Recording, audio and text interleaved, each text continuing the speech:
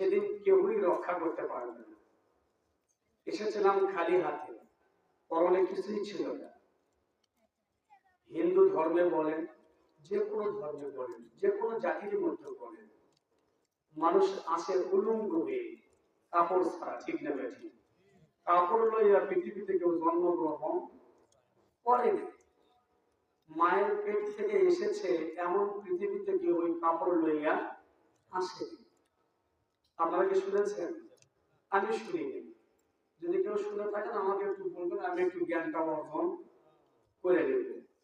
তার মানে এসেছি আমরা একদম কাপড় ছাড়া, আবার চলে যাব দোকানের সব থেকে কম দামি কাপড় দিয়ে, ঠিক না বেশি? বেশি দামি কাপড় নয়, সব থেকে দামিটার দাম 1100 টাকা লাগে। তাহলে আর কি দাম এর ভেতরে আছে? তা আবার সেই কাপড় কেনার সময় দামাদামি করা লাগে না। টাকা না চায়, টাকা না থাকলে তো পরে দিও, তাই বলে কি বলে না? কথা বলেন।